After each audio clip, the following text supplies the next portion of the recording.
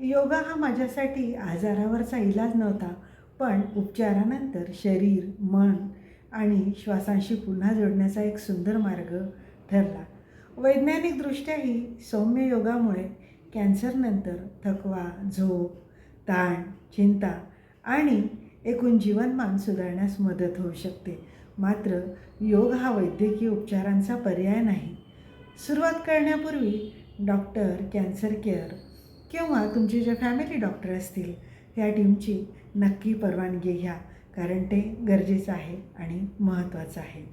कॅन्सरनंतर मी योगा का सुरू केला, हा माझ्यासाठी योगाने काय बदल घडवला, हेच मी आज या व्हिडिओच्या माध्यमातून तुमच्यापर्यंत पोहोचून हे सांगण्याचा प्रयत्न करत आहे. नमस्कार मित्रमैत्रिणींनो, श्री स्वामी समर्थ. मी सुरेखा नरेंद्र. कधीकधी आपल्या आयुष्यात अशी वेळ येते जेव्हा आपल्याला वाटतं की आता सगळं पूर्वीसारखं कधीच होणार नाही. शरीर थकलेलं होतं, मन घाबरलेलं होतं आणि भविष्यात काय होईल हा प्रश्न सतत डोक्यात होता. माझ्या आयुष्यातही अशीच एक वेळ आली होती.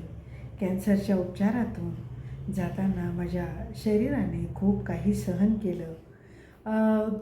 उपचार संपल्यानंतर एक गोष्ट प्रकर्षाने जाणवली. आजाराची भीती कमी झाली तरी शरीर आणि मनाला पुन्हा उभं करण्याची गरज होती.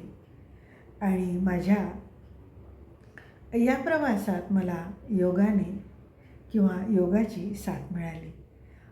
आज मी तुम्हाला योगा म्हणजे काय, तो कॅन्सरनंतर माझ्यासाठी कसा उपयोगी ठरला आणि तुम्ही अगदी सुरुवातीपासूनच योगा कसा सुरू करू शकता, हे माझ्या अनुभवातून मी आज सांगण्याचा प्रयत्न करणार आहे. तर तो तुम्ही मनापासून ऐकावा आणि बघावा असं मला वाटतं. योग म्हणजे काय फक्त शरीर वाकवण्याचा व्यायाम नाही बरं. आपण योगा म्हटलं की आपल्या डोळ्यासमोर वेगवेगळी अवघड आसनं येतात. पण माझ्यासाठी योगाचा अर्थ वेगळा आहे. श्वासाकडे लक्ष देणं, शरीराचं ऐकणं, मन शांत करणं आणि स्वतःशी पुन्हा जोडलं जाणं, हा माझ्यासाठी योग होता, योग आहे आणि योग असणार आहे. कॅन्सरनंतर माझ्या शरीराकडे पाहण्याचा माझा दृष्टिकोनच बदलून गेला.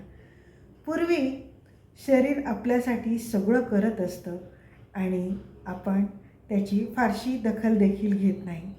पण आजारानंतर मला जाणवलं, आपलं शरीर आपला शत्रू नाही, ते आपल्यासाठी रोज लढत असतं. म्हणून त्याच्यावर जबरदस्ती करण्याऐवजी त्याचं ऐकायला मी शिकले. कॅन्सरनंतर योगाने मला कसा उपयोग झाला, सर्वात आधी मला जाणवलं तो मनाचा फायदा. आजारी असताना मनात अनेक विचार असतात. पुन्हा काय होईल का, माझं शरीर पूर्वीसारखं होईल का, मी माझं काम पुन्हा नव्याने करू शकेल का, असे अनेक प्रश्न मनात होते. योगामध्ये आपण काही मिनिटं फक्त श्वासाकडे लक्ष देतो. श्वास आत आणि श्वास बाहेर ही साधी गोष्ट वाटते, पण मनाला वर्तमान क्षणात आणण्यासाठी ती खूप सुंदर सवय ठरू शकते. योग आणि माइंडफुलनेससारख्या माइंड बॉडी पद्धती ताण आणि भावनिक स्वास्थ्याचा आधार देऊ शकतात. आणि यामध्ये दुसरा फायदा आहे, शरीराशी आपल्याला पुन्हा मैत्री करता येते आणि माझी पण शरीराशी पुन्हा मैत्री झाली. उपचारानंतर शरीर पूर्वीसारखं वाटेलच असं नाही. कधी कधी थकवा जाणवतो, कधी शरीर आखडल्यासारखं वाटतं, कधी एखादी हालचाल करताना भीती वाटते. अशावेळी मी स्वतःला कायम एकच गोष्ट सांगितली, घाई करायची नाही. योगामध्ये माझ्यासाठी स्पर्धा नव्हती. आजकालपेक्षा 2 मिनिटं मी जास्त योगा मेडिटेशन केलं, एवढंच माझं यश होतं. हळूहळू शरीराची हालचाल, फ्लेक्झिबिलिटी आणि आत्मविश्वास वाढवण्यास मदत झाली. नियमित शारीरिक हालचालींमुळे कॅन्सरनंतर थकवा, झोप, एन्झायटी आणि क्वालिटी ऑफ लाईफ यामध्ये फायदा होऊ शकतो, असं संशोधन सांगतं. योगाचा तिसरा फायदा, माझ्या मनाला एक सुरक्षित जागा मिळाली. माझ्यासाठी योगाची 15-20 मिनिटं म्हणजे फक्त एक्सरसाइज नव्हती, ती माझी स्वतःसाठी राखून ठेवलेली वेळ होती. त्या वेळेत मला कोणाचं काही सिद्ध करायचं नव्हतं. किती आसनं केली, किती कॅलरीज बर्न झाल्या, किती वेळ योगा केला, यापैकी माझ्यासाठी काहीच महत्त्वाचं नव्हतं. महत्त्वाचं होतं, आज मी माझ्यासाठी 15 मिनिटं दिली आणि कदाचित रिकव्हरीच्या प्रवासात स्वतःला वेळ देणं ही सुद्धा एक प्रकारची सेल्फ केअरच आहे, असं मला वाटतं. मग योगा सुरू कसा करायचा? मित्रमैत्रिणींनो, जर तुम्ही आज पहिल्यांदाच योगा सुरू करणार असाल तर माझी पहिली विनंती आहे, उद्या सकाळपासून एकदम 1 तास वगैरे योगा करायची गरज नाही आहे. सुरुवात अगदी छोट्या प्रमाणात करा. पहिला टप्पा 5 ते 10 मिनिटाचा ठेवा. सुरुवातीला फक्त आरामात बसा. पाठीचा कणा शक्य तितका सरळ ठेवा. डोळे बंद करा. श्वासाकडे लक्ष द्या. श्वास आत घेताना जाणवा आणि हळूहळू बाहेर सोडा. जबरदस्तीने खोल श्वास घेण्याची गरज नाही. फक्त नैसर्गिक श्वासांकडे लक्ष द्या. दुसरा टप्पा आहे यातला, शरीराची सौम्य हालचाल. यानंतर अगदी हलक्या हालचाली करा. मान हळूहळू उजवीकडे आणि डावीकडे, खांदे वर खाली, हातांची सौम्य हालचाल, पायांची हलकी हालचाल. तुमच्या शरीरात जेवढं आरामदायक वाटतं तेवढंच करा. दुखत असेल तर थोडं थांबा. योगामध्ये वेदना सहन करणं म्हणजे प्रगती नाही. तिसरा टप्पा, सोपी आसनं. तुमच्या डॉक्टरांची परवानगी घेतल्यानंतर आणि योग्य प्रशिक्षकाच्या मार्गदर्शनाखाली काही सोपी आसनं शिकता येतील किंवा यूट्यूबवर खूप सारे व्हिडिओज आहेत, ते बघून देखील तुम्ही करू शकता. उदाहरणार्थ ताडासन, वज्रासन, बालासनासारखी सौम्य आसनं आणि शरीराला योग्य वाटेल अशी हलकी स्ट्रेचिंग. पण प्रत्येक व्यक्तीची परिस्थिती वेगळी असते. माझ्या कॅन्सरच्या प्रवासानंतर मला डॉक्टरांनी, माझी शस्त्रक्रिया झालेली होती, मी कमजोर होती, माझी हाडं कमजोर झालेली होती. त्यामुळे मला त्यांनी ज्या वैद्यकीय सल्ल्यानुसार जी महत्त्वाची होतात, जी मला लागू होत होती आणि ती आसनं मी करत होते, ती सगळ्यांनाच लागू होतील अशी नाही. तुमच्यासाठी जी महत्त्वाची असतील ती तुम्ही करायला सुरुवात करा. योगा सुरू केल्यानंतर सोशल मीडियावरचे व्हिडिओ पाहून आपली तुलना इतरांशी करायची नाही. कोणी सहज खाली वागतं, कोणी कठीण आसनं पटापट करतं, कोणी 1 तास योगा करतं. पण तुमचा प्रवास तुमचा आहे. कॅन्सरनंतर शरीराला पुन्हा वेळ देताना तरी गोष्ट मला आणखी महत्त्वाची वाटायला लागली. कारण मी वर्षानुवर्ष योगा करत होते, पण त्यापूर्वीचा आणि आत्ता कॅन्सरच्या जर्नीनंतरचा खूप फरक होता.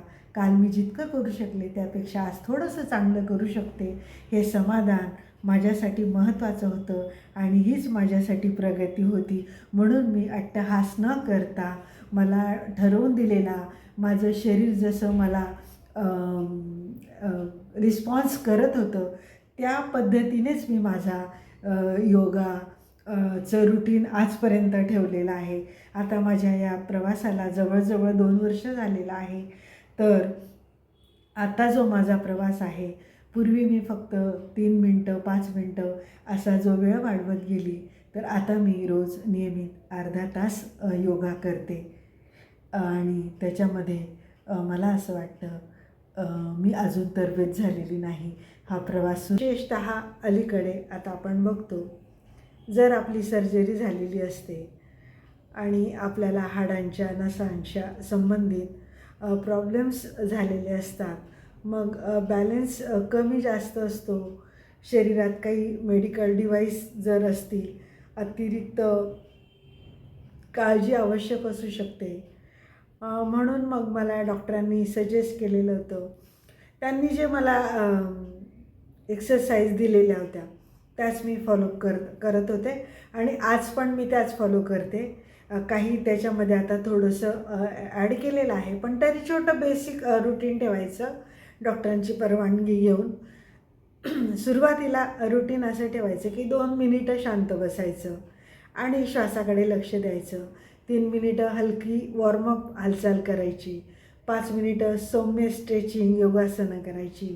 3 मिनिटं पुन्हा शांत श्वसन, 2 मिनिटं शवासन किंवा शांत विश्रांती. म्हणजे सुरुवातीला फक्त 15 मिनिटं. आणि 15 मिनिटं कमी वाटत असतील तर एक गोष्ट लक्षात ठेवा, सुरुवातीला सुरुवात किती आपण मोठी केली किंवा मी इतका वेळ करते यापेक्षा त्याच्यामध्ये नियमितता आणणं महत्त्वाचं असतं.